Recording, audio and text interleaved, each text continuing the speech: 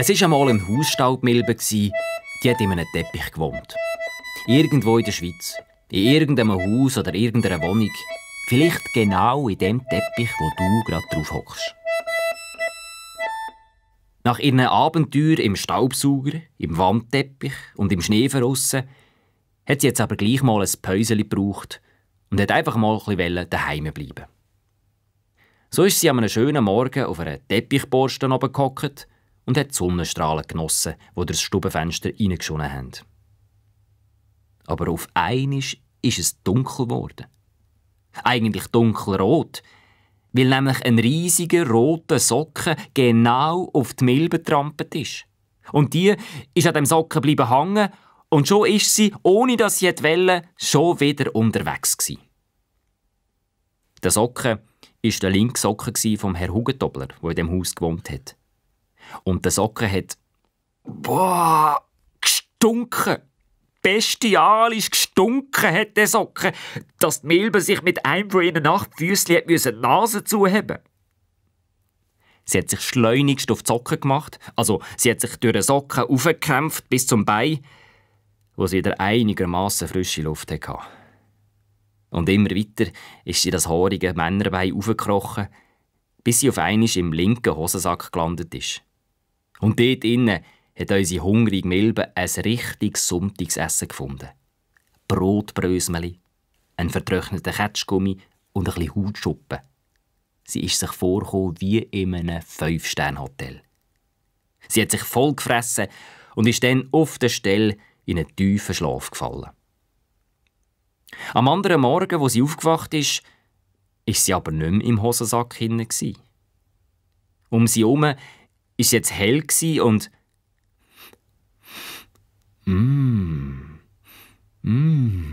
es hat auch ganz anders geschmeckt als in der Hosentasche. Und vor allem als im Wollsocken von gestern. Es hat nämlich ringsherum duftet. Nach einem Frauenparfüm. Die Milbe ist nämlich über Nacht und ohne dass sie es gemerkt hat, irgendwie aus der Hose vom Herrn Hugentobler in den herrlich duftenden Pulli von der Frau Hugentobler geraten. Besoffen von dem Parfümduft ist die Milbe kreuz und quer durch die schöne Wollenlandschaft torkelt, wie Hänsel und Gretel durch den Wald, bis sie bewusstlos in einer Masche von dem Wollenparadies ist hängen geblieben. Was dann passiert ist, hat unsere Milbe darum auch wieder nicht mitbekommen. Die Frau Hugentobler ist nämlich in den Zug gestiegen. Und weil der Zug bumsvoll war, ist es halt gekommen, dass die Milbe in dem Gestunk zum 2. Mal ihr Transportmittel gewechselt hat und auf einmal nicht mehr im Pulli von der Frau Hugentobler, sondern im Hömmli von einem Mann gehangen ist. Aber wie gesagt, von all dem hat sie nichts gemerkt, weil sie noch immer ihren Parfümrausch ausgeschlafen hat. Irgendwann ist sie dann doch aufgewacht, hat geeinert und hat umgeschaut. Ein komisches Haus haben die Hugentoblers, hat sie gedacht. Sie hat halt gemeint, sie sei immer noch daheim. An der Wand hat es eine ganze Reihe von kleinen, runden Fenstern. Und das ganze Zimmer war vollgestellt mit Polstersesseln, in Reihe und Glied. Und auf jedem ist jemand gehockt. Die Hugentoblers haben aber auch viel Besuch heute, hat sie sich gewundert. Das ständige Brummen hat sie auch ein bisschen gespässig gefunden, aber sie hat angenommen, das käme wahrscheinlich vom Kühlschrank. Sie ist auf die Schulter von dem Herr aufgeklettert und hat aus einem von diesen runden Fenstern rausgeschaut. «Hä? Was ist denn das für ein langes Brett, das da aussen aus der Wand raussteht?» hat sie sich gefragt. Sie ist noch ein bisschen weiter aufgeklettert, bis auf die Nasenspitze von dem Mann. Und jetzt hat sie es gesehen. Der Bodennebel draussen war nämlich gar kein Bodennebel, sondern eine Wolke. Und vor dem Haus war gar keine Strasse, sondern gar nichts. Nur Luft. Und da ist unserer Milbe auf einen Schlag klar geworden, dass das Brett da aussen an der Hauswand ein Flügel ist. Und dass das Haus gar kein Haus ist, sondern ein Flugzeug.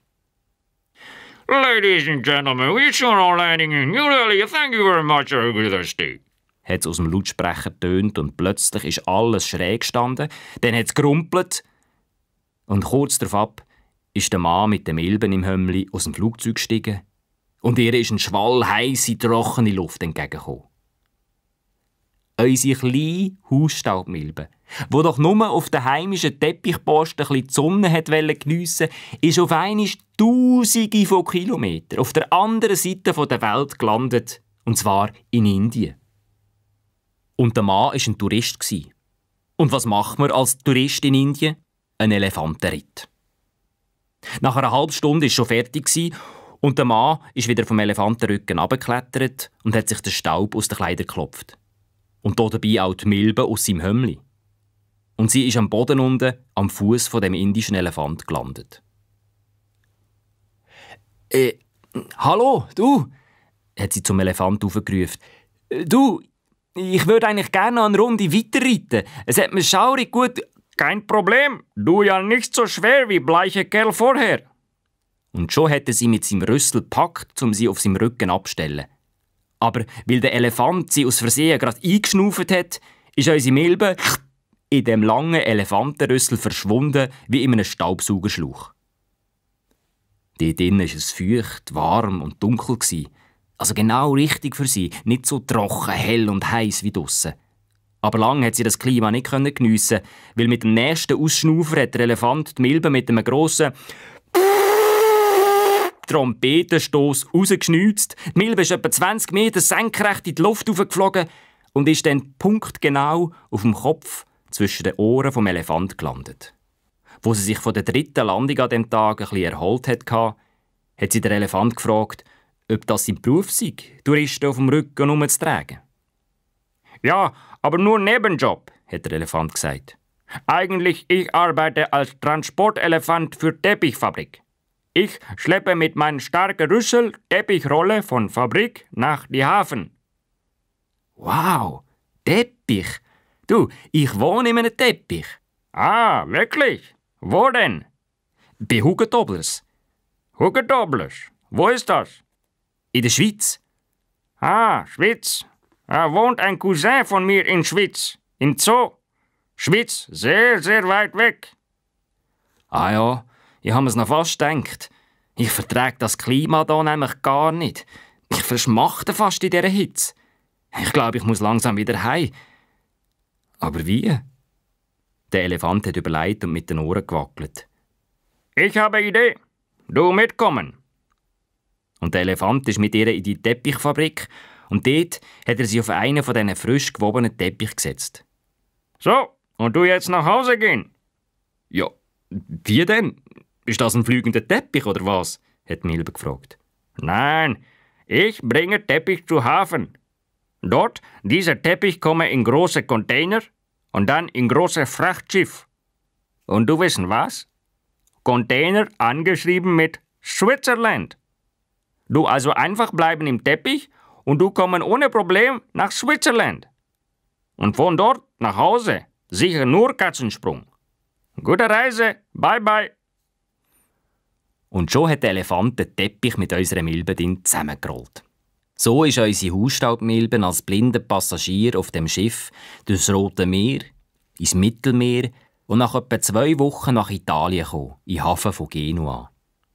Dort ist der Container mit dem Teppich mit der Milbe drin auf einen grossen Lastwagen umgeladen worden und die Reise ist über die Autobahn gegangen durch den Gotthard.